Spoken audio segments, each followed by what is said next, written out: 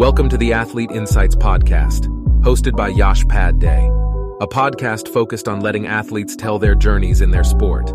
This podcast is presented by Boxed Water. Boxed water is better.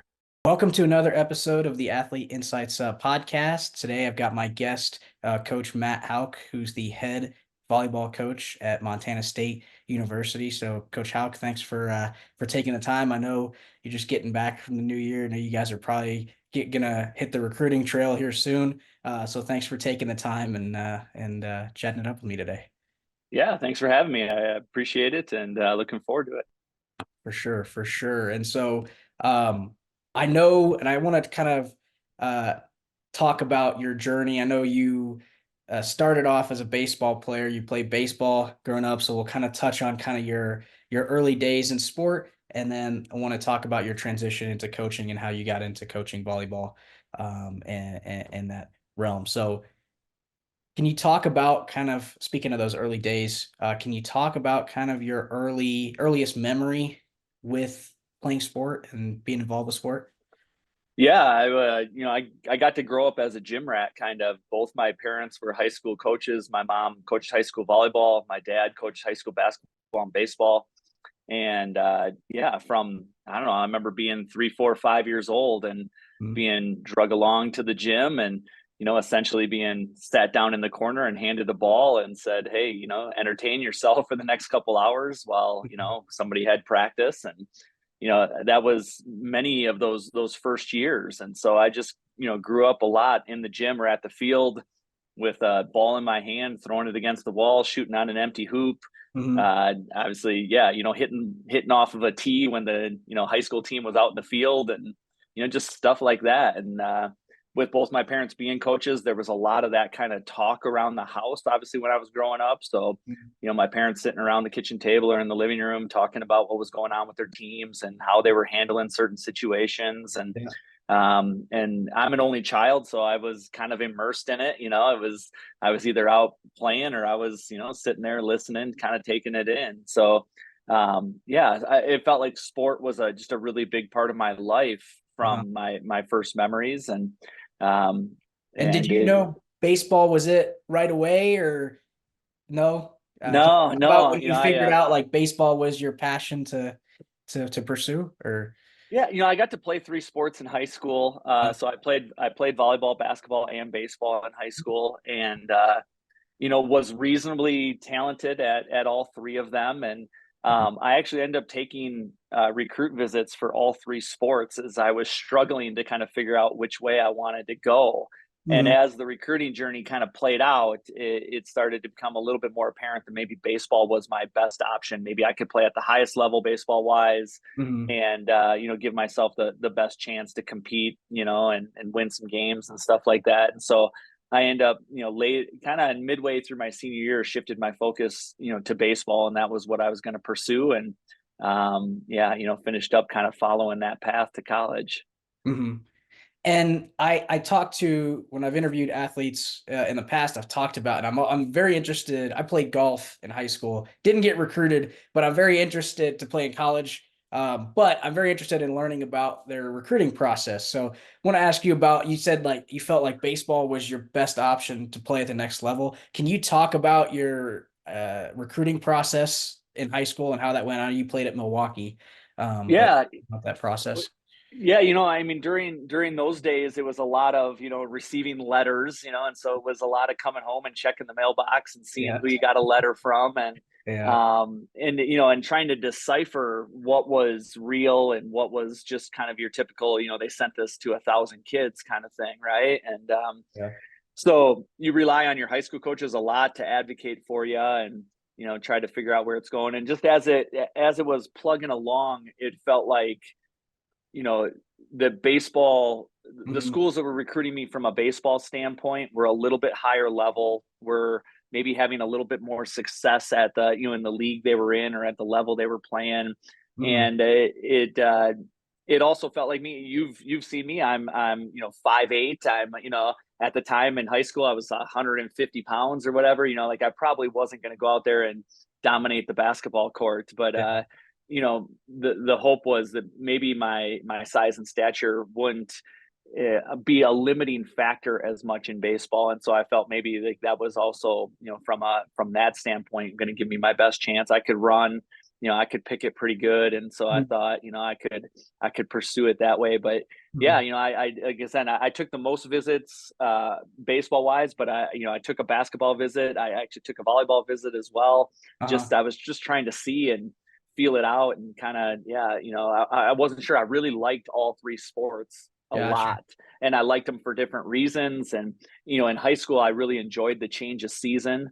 So I really enjoyed going from, volleyball in the fall and having that season end and shifting my gears to basketball. And I don't know, I really liked that. And there was even part of me that thought about, maybe playing at a lower level and trying to play multiple sports, because I wasn't sure that I wanted to give up playing some of that stuff. So, but it just worked out that, that baseball ended up being, maybe the at the time, the best choice for me. For sure. For sure. And can you, I know you went to Milwaukee, and played at Milwaukee. Can you talk about your time in college and your student athlete experience in college? Yeah. Well, just so we're super clear, I actually started at Oshkosh, which is a Division III school, and then I transferred to Milwaukee.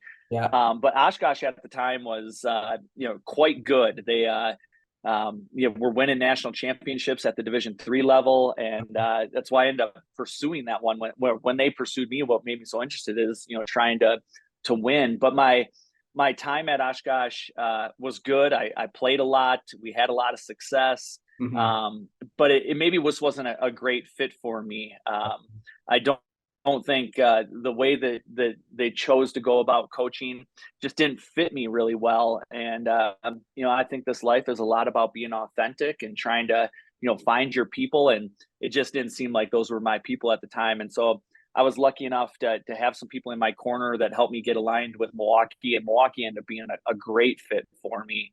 My coaches at Milwaukee and I had really good relationships. We still do to this day. I talked to Scotty Duffick, who just retired from Milwaukee this past summer. I don't know, we talk about once a month or so. And my teammates there were really, really aligned, I think, with what I was trying to do as well. And so it was a great fit, and we had some success. Got to play in the NCAA tournament, got to face Texas and face Notre Dame, and face some great schools and see some baseball at a really high level, and really got to challenge myself. I definitely was able to walk away from my college experience feeling like, hey, I got to play at the highest level. I got to play against some of the best players in college, and I got to find out if I was good enough or not, and that was quite satisfying. Yeah.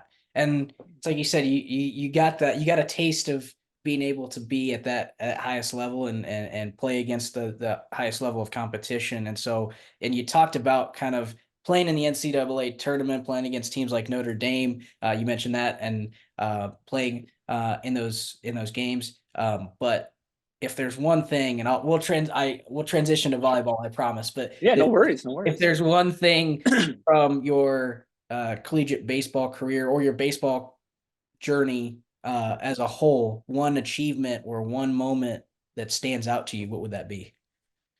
I think the moment that made the most impact on me was a moment, just a really quiet moment on the baseball field during a practice, when our hitting coach at the time, Scott Duffick, who ended up becoming the head coach eventually there, pulled me aside and basically said, I think you need to increase your expectations of who you can be.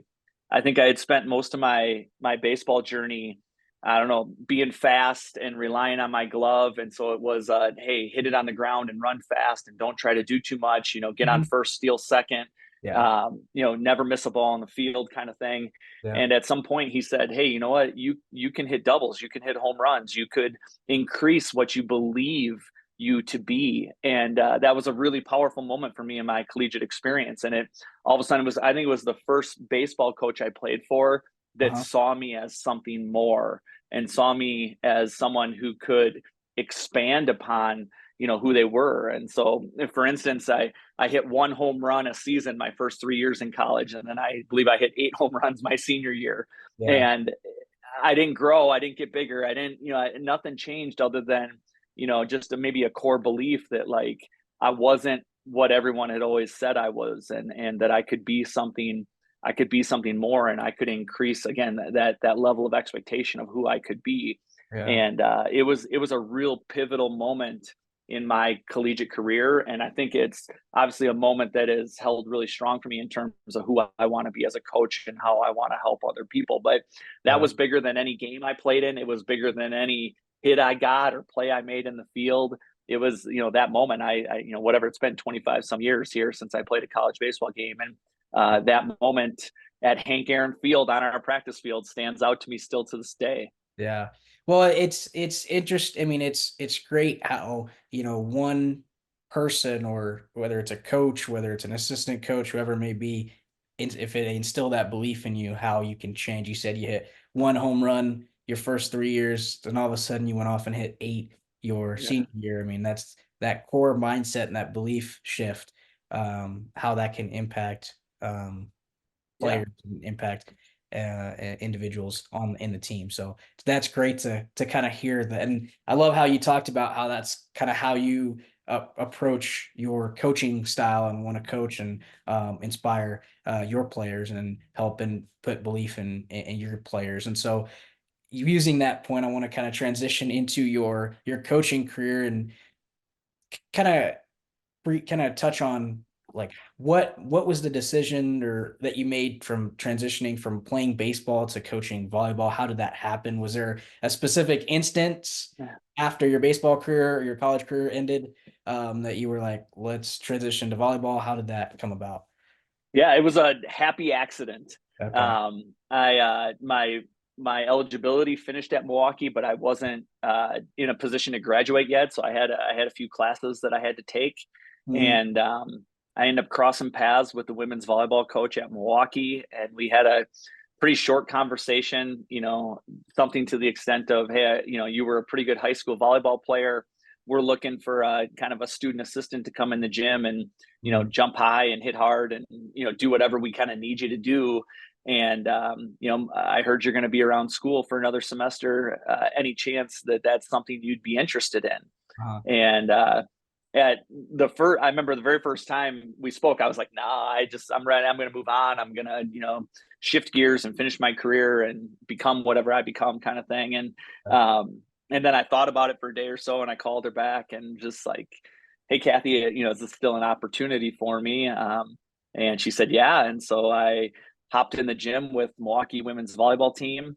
And that first season I was with them, again, essentially I was a practice player, I would say. I just kind of came in the gym and whatever they needed me to do, whether it was serve 100 balls or hit some down balls or play middle blocker, I just did whatever they needed me to do. And that season was pretty good. Milwaukee ended up winning the Horizon League that year and going to the NCAA tournament. So I got to be part of this pretty cool run that the team made. And the season ended, and there was a part-time second assistant position available at the time. And Kathy approached me and asked if that would be something I'd be interested in doing. She thought that I had some talent coaching wise to at least keep expanding upon it. And so I said, why not? So I came back, and between coaching at Milwaukee part-time in the fall, I was able to also coach some club for Milwaukee Sting in the spring, and kind of, I don't know, patch together enough money to pay some rent. And Yeah. yeah, and that's kind of how it kicked off. It was really just,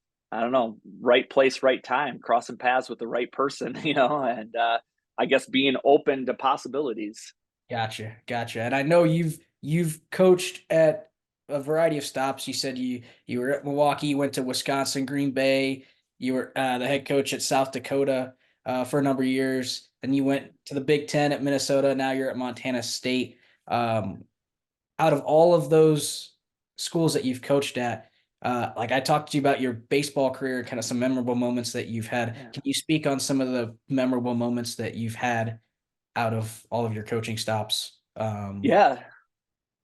Yeah, they're all pretty cool and all very different from each other.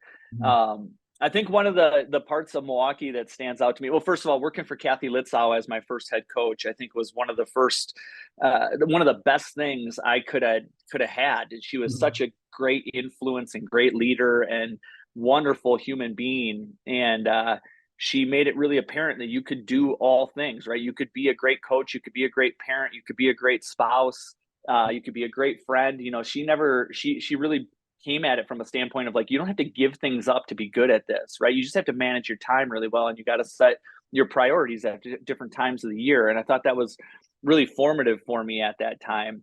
Another thing that really stands out in Milwaukee is that first season we went to the NCAA tournament, and we drew Northern Iowa at Northern Iowa, and Northern Iowa was ranked that year. And they were quite good. They had some players like Molly O'Brien and a couple others that were just phenomenal. But when you think about big time athletics, right, it isn't necessarily like schools like Milwaukee or Northern Iowa that come to your mind.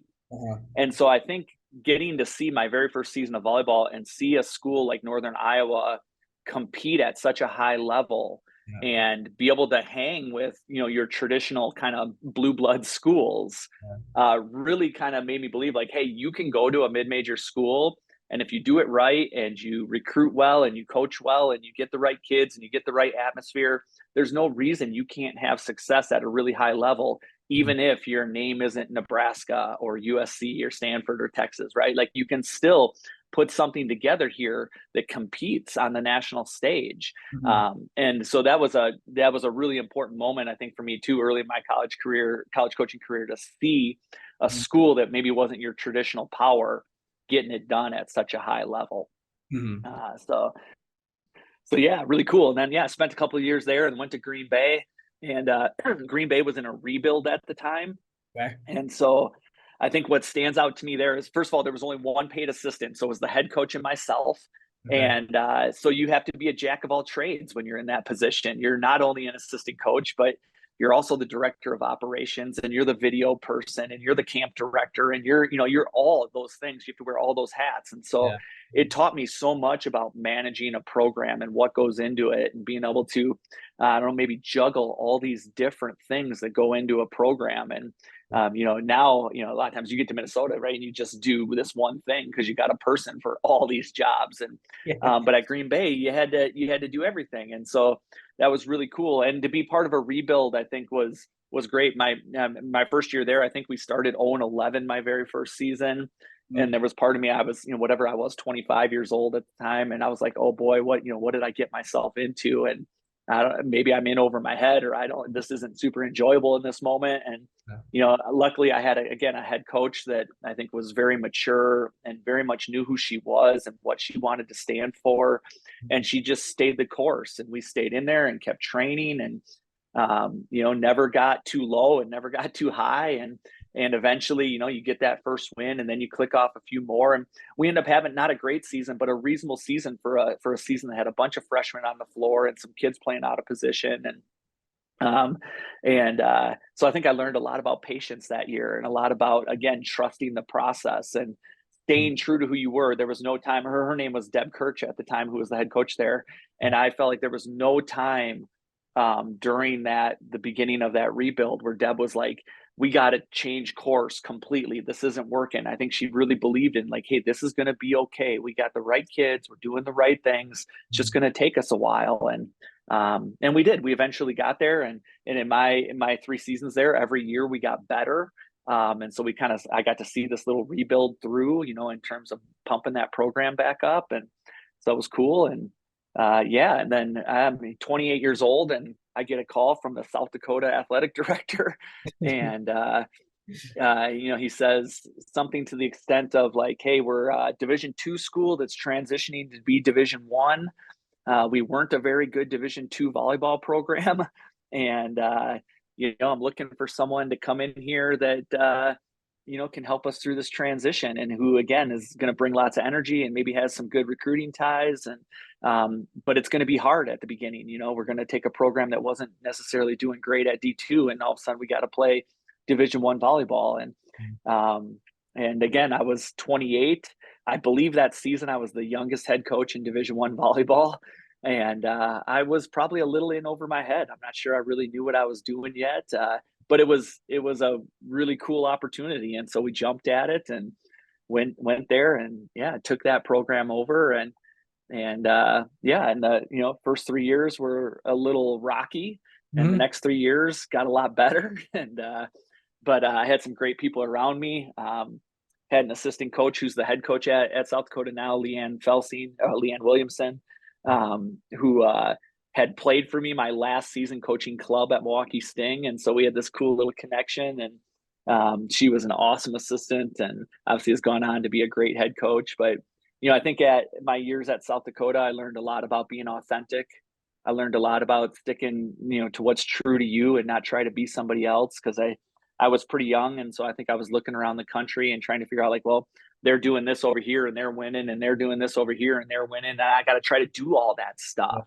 And, I think young people are quite intuitive and smart. And I think they could see through me at the beginning that really wasn't who I was. And when I finally figured out to be like, hey, this is what I believe in and this is what I want to stand for. And this is the type of person I am.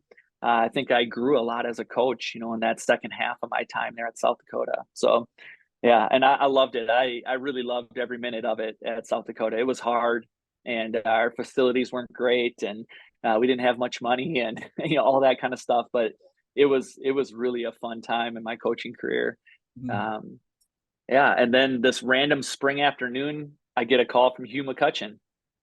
Yeah. And, Hugh's just coming off the 2012 Olympic, where he got a silver medal with the women. And he had just taken over Minnesota a year before that. And he says to me, hey, any chance you want to go back to being an assistant coach? And I was like, yeah, I don't know. I'm not sure. Tell me more about this. And he's like, hey, we're trying to, build this program here in Minnesota back up. And, I think I'd like to have a coach on staff who has head coaching experience. And, I keep making inquiries and your name keeps coming up through the channels. And I'm just wondering if maybe, you'd consider this, could we get together? Could we chat some? Could we get to know each other? And so that's what we started to do. We started to spend some time together and figure out if we were a good fit for each other. And turned out that we were a pretty good fit for each other. And so, after 6 years, I resigned from South Dakota and went and joined the Minnesota staff, and ended up becoming Hugh's associate head coach. And it was cool. Went to 3 Final Fours, won the Big Ten twice. Had countless numbers of All-Americans and professional volleyball players, and I learned a lot. I learned a lot about coaching. And I learned a lot about, especially skill acquisition. Hugh's really good at that phase of coaching of, helping athletes acquire skill and improve those skills. And he's tedious in that way. And I think that's what made him great at the Olympic level, right? Being able to make kind of 1% gains with the best players in the world. And so, it was really cool to be there and experience that and to stand on those courts in the Final Four and get to coach some really high level, volleyball players. We had National Player of the Year once for us, Sarah Wilhite, Steph Samity, who was a 5-time All-American, and just all these people that were not only cool human beings but could play the game of volleyball at a really high level. And so it was great. And so I spent 9 seasons there, and then a year ago this opportunity to come to Montana State opened up, and man, from the very first conversation with Leon Costello, our AD here, it just felt like a no-brainer. It felt like a place that was really, really aligned with who I wanted to be and maybe how I wanted to live. And I felt like it was maybe a program that was on the threshold of being able to do something great. And they just hadn't been able to get over that hump. They had kind of predominantly been a 500 team or below, for the last 4-6 years, something like that. And I was looking at video of them. I was watching. I'm like, God, man, these guys are pretty good. They got a chance to move the needle, and who could beat living in the mountains either? It's great living here, and so we're just closing in on a year. I think next week will be a year that I've been here at Montana State. And you've done so many amazing things in the past year at Montana State and in the Big Sky. And so, no, it's been great. And it's great to see, I think you got what you talked about with, you got the whole experience of being at Green Bay, where you're kind of doing everything, to being at South Dakota in a transition, to being in Minnesota in the Big Ten, which is a Power 5 school. And then being able to kind of like you talked about being a jack of all trades, kind of being able to experience all those different schools shapes your, I mean, for sure shapes your perspective. Absolutely. So that's great to hear on that aspect. And so speaking of that, those experiences, building on those experiences and your coaching experiences, and I told you before I'm doing my PhD, and so we're required to do like a teaching philosophy of like what our philosophy is when we teach classes. So I want to kind of turn it to you as a coach, because I believe coaching is teaching, and that's kind of how that goes. And so, what would be kind of your main points of your coaching philosophy with keeping all these experiences that you've had in mind? Yeah. Would be kind of the biggest points of your coaching philosophy? Sure. Well, they all stem from trying to be authentic. And so, I read a book, I don't know, maybe a decade ago now, by an author named Robert Rabin, who is no longer alive, but he had these principles that just really spoke to me and felt like they were quite authentic to me. And not every single one of them, but a few of them, and ever since I read that, I just kept leaning into those things. And so really, like, my life principles are pretty simple, and yet I think quite difficult to do on a daily basis. But I'm trying to do three things, and I'm trying to live this way. I'm trying to coach this way. I'm trying to parent this way. I'm trying to be a good spouse in this way. But these three things guide almost all my decisions, or the way that I'm going to act in any way. And they're, again, really simple. Be present. Like, can I be here and be now and be in this moment? So for instance, right now, here I am in this podcast with you, and it doesn't matter what happened 30 minutes before I got on this. I can't do anything about that. Or it can't matter that, I don't know, I got a pressing budget meeting coming up in a couple weeks, or, whatever it is. Like, I got to be here and be now and be in this moment. And when this moment's over, then I can move on to the next thing. But those words are easy to say, but the actions are really hard to do. As well as I do, right? It's so much easier to get caught in what happened yesterday or what you're trying to do a year from now, or but can you just stay in this moment? And so I just try to remind myself of that pretty consistently. Like, be present, be here, be where your feet are at right now. And it's a big coaching philosophy of mine too. I try to keep our players in that space all the time, because the middle of a match, I don't know, you're down by a few points in set 5, and it's looking a little, not great, right? Like, hey, we could possibly lose this thing right now.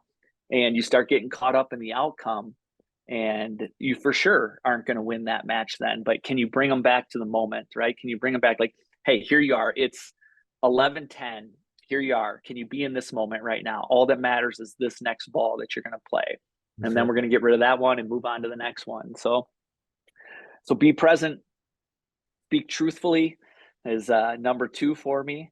I think we live in a world that wants to maybe sugarcoat things, or skew the truth a little bit to make ourselves look or sound a little bit better. Or we don't want to get in trouble, so we spin something a little bit. And I've just tried to live in a space where, like, I'm just going to live in the truth. And if that means this is really hard to say, or if it means it makes me look poor in the moment because I made a bad decision, that's okay. Like, that's what it is. It's what is the truth in this moment. I just think we don't get better. We don't improve. We don't move the needle if we're living in the gray, or if we're telling falsities. And so we tell our athletes all the time as well, hey, we're just going to live in the truth. And I'm going to have to tell you some hard things. You're going to hear some things from me that you're not going to like all the time. But I'll do it compassionately, and I'll be empathetic, but I'm going to tell you the truth, right? I don't believe truth has to be brutal. I don't think those two things have to go hand in hand.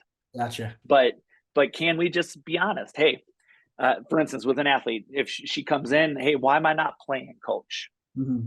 Well, I could choose to be like, hey, you're doing great. Keep doing what you're doing. You're getting better, all this kind of stuff. And those things might be accurate, but that doesn't answer her question.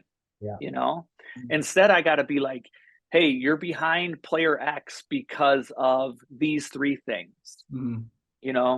Her numbers are better than you. She's communicating with the team better than you. And when she's on the court, the team wins more often, something like that, right? And those things might not be easy for that athlete to hear.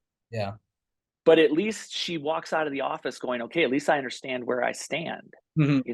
and then I can give her some things. And again, first of all, I can say those things in a compassionate way. I Yeah. can understand that the moment is hard for her. Mhm. And so I don't have to be a jerk about it. I can be I can be a good human in that moment. And I can tell her, hey, you got to change this, or you got to improve at this, all Mhm. with the understanding that you might improve at those things. Yeah. And the player ahead of you may also continue to improve, and you might not get ahead of them. Yeah. But I hope you see the work as being worth it. I hope you see the improvement as being worth it. And so maybe that's a way that Speak Truthfully plays out in the program at times. For sure. For And sure. then finally, we try to listen deeply. And so those are the three principles. And like I said, I stole those from Robert Rabin. They stuck out to me, I don't know, hit me deep back in the day when I read that, and Yeah. it felt very authentic. And maybe this last piece about listening is like, we're trying to listen with the intent to understand people. Yeah. So much of listening ends up being, hey, I'm waiting to interject. I want to tell you why you're wrong. I want to tell you what I believe, all these kinds of things. And I'm just trying to come from a place of like, hey, can I try to understand what you're telling me? Can Yeah. I at least imagine what it's like to walk a day in your shoes, Mhm. and possibly have a little bit of empathy of what you're going through? And we don't listen with the intent to agree. I don't think we're looking for agreement in all things. Unless agreement happens, then Yeah. that's great. Yeah. But just can I try to understand what you're talking about? And again, and those other things play out. I got to be present to do that.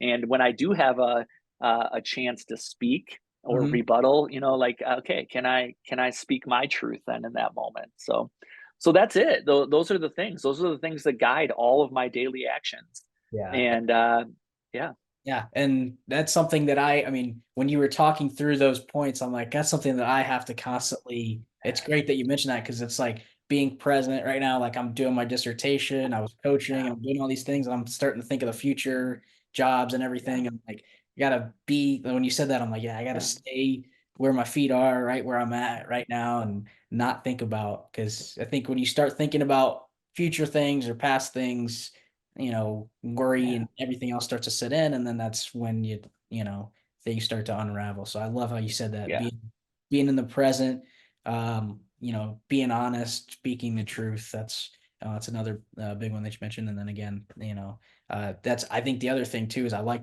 as you can probably tell, like to talk a lot, but I feel like that's another aspect where, again, I feel like I could be better at in teaching and coaching whatever I do yeah, future, in terms of listening to others and really being able to not talk and not talk to others, but yeah. just listen to what they're saying instead of trying to talk over them and get. Yeah. Well, I think one of the big things is, right, like I'm not here to tell anybody how to be a good coach, because there's a million ways to coach, right? But like, hopefully for most people, we're trying to get to the right answer, Mhm. not be right. Yeah. Like, my goal isn't for me to be right. No. If Yeah. I happen to have the best answer in the moment that's going to help us, then cool, great. Yeah. But if it comes from any of my assistants, great. If it comes from our athletes, awesome.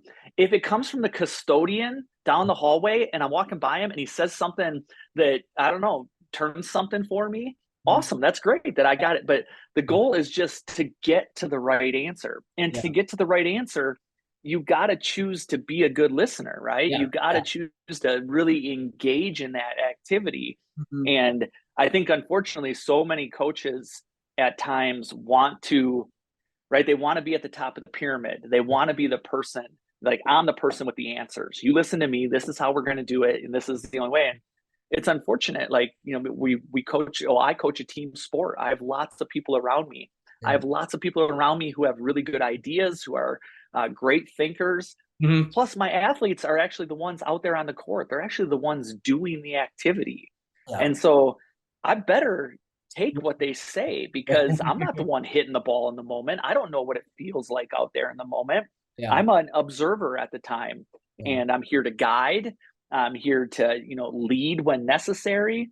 Mhm. But ultimately, I think one of my biggest, I don't know, job descriptions is to try to eliminate obstacles from them. It's like, hey, how do we get some stuff out of your way so you can go play free and easy and let your, let your true self shine out there? And so And that means we're not trying to make it easy, right? Like obviously we want to go through hard things, Yeah, but most people don't ever end up becoming the best version of themselves because they can't get out of their own way. for sure. And I think me as a coach, my biggest thing is like, can I listen to them so I can hear the stuff that's getting in their way, Yeah, and then try to give them tools or help them get those things out of there so sure. that they can actually go be who they, potentially could be. For That's probably my biggest job.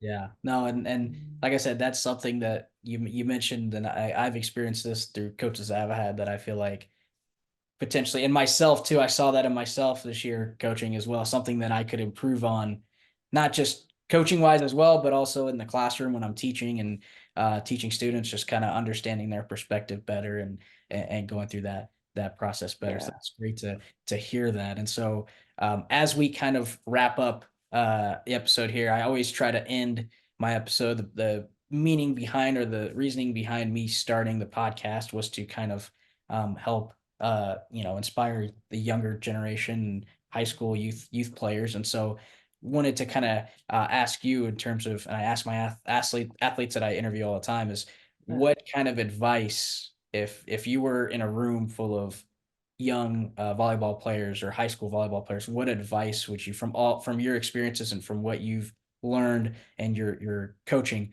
what advice would you give them to the youth and the young Yeah. ball players? What's one piece of advice you'd give them? Yeah, I'd say do your best to redefine what the word failure means for you. Okay. Can you see failure as learning opportunities? Can you see failure as growth? Can you see failure as eliminating ways things work? But instead, I think we're at a stage right now where we're fairly fear driven. Mhm. We don't want to end up on, fail army on the internet. We don't want to end up on all these things, right? We don't want to look silly because everyone's taking a picture of us and everyone's taking a video. And so I You got think the memes and in, everything. yeah. And so my experience is I think today's youth is a little bit more safe Mhm. than I'd like to see them be, because I don't think you ever get to experience Mhm. what you're fully capable of Yeah, if you play it safe. yeah, And so, we something we say in our gym often is, right, let's fail often, and let's fail forward. mhm, And so if I got an athlete and she's got, I don't know, 20 fails during practice, yeah, I'm cheering the heck out of her. Like, I yeah, think that's a great day of practice. We yeah, learned a bunch of ways that it doesn't work. We figured out all these things, and we were able to be free enough and feel safe enough to let this stuff fly. yeah, And so hey, for instance, I can give you an example. I'm uh-huh, 45 years old. uh-huh, I've decided that I'm going to learn to snowboard. I'm living here in Bozeman, right? We got all yeah, these great mountains around us. yeah, I've never done a winter sport like this before. okay, I grew up in the Midwest and yeah, flatlands, right? mhm, And so I'm like, hey, all right, I want to learn a new skill. I want to take advantage of these mountains. yep, And so I've been doing it for a few weeks. I'm uh-huh, awful at it. Okay. okay, But I remind myself every day when I go up there, yeah, if I can leave this mountain having failed and fell and tried all these things, yeah, then it is a success. It's yeah, not about getting down the mountain without falling. yeah, It's not about not taking any risks, yeah, right? I got to get up there, and I'm nervous and I'm scared at times, and I feel some fear at times, and I don't want to fall getting off the lift. I don't want to do all these things, right? But like, all right, I'm just going to be brave. I'm just going to do this, mhm, and I'm going to go forward anyways. And so every time I fall, I'm like, okay, I fell. Why did I fall? How do I learn from that? What happened there? And I gotcha, think that's what we need more of at the youngest levels. I think we need coaches that are coaching, 9, 10, 11, 12-year olds to not be worried about the outcome of the match yeah, or the game or, whatever they're playing, mhm, and instead be way more concerned with helping these kids learn how to learn and yeah. creating safe environments for them where they can fail and they can, face their fears and they can let it go. I think that would be really cool for the youth of America right now, or the Yeah. youth of the world. How about, It's like you said. I think I watched an interview with Gino Ariema, the UConn head coach, and he was talking about how now you have parents that have certain expectations of their kid in high school or youth, and that kind of drives that kid away from taking risks, and kind of what you mentioned. And Yeah, it's everything in life, I feel like, is a risk, right? When you first absolutely. when you first took the coaching position at Milwaukee, like that was, you had to take a risk, you had to take a chance on that. So like, to me, and it's a great message from your part, because I see a lot of kids nowadays that, especially in a team sport, it's like kids that if they don't get the ball, or if they don't get a touch, or if they don't get a kill, or if they don't get to, they don't catch a pass or score a touchdown, they, even if the team wins, they're like, oh, well, Right. I suck. And it's like, no, you gotta understand, like, you gotta do what's best for the team, and you gotta play, because I feel like a lot of, and being coaching football this past year or so, I got that at the high school level, where parents are, they put so much pressure on their kid to perform, that they can't take those risks, and they can't be as involved and do that thing. Yeah, absolutely. But appreciate you. That's the kind of wrap up the episode here, but I appreciate you coming on and spending time and talking. You had some, you gave me a lot of good insights, and I'm sure what I do is I try to reach out to our high schools here and provide these kind of episodes, and to our high schools, Cool. helps out our, kind of that basic of why I started the podcast, was to kind of inspire the youth and help out younger athletes, get an understanding of what it takes to really play volleyball, or play basketball, or play football, or whoever I'm interviewing at the time, at that level. And so appreciate you for coming on and sharing your wisdom and your insights, and really appreciate the conversation there with you as well. Well, So thank you, man. I had a good time being here. Those were good questions, and yeah, I hope we keep moving the needle forward for young athletes and coaches. for sure, for sure. Well, it's all the time we have for this episode of the Athlete Insights podcast. Again, I want to thank Coach Matt Houk for coming on and spending time with me. I'll have your social media handles on the YouTube, so you can follow Coach on Twitter and Instagram, and then you can also follow our podcast. You can listen to this episode on Spotify, Apple Podcast, YouTube, basically anywhere you get podcasts, you can listen to it. But again, Coach, thank you for spending time. Best of luck to you this season, this upcoming season, and this recruiting period as well. I know you're snowboarding as well, so best of luck to you on that snowboarding journey as well, for you.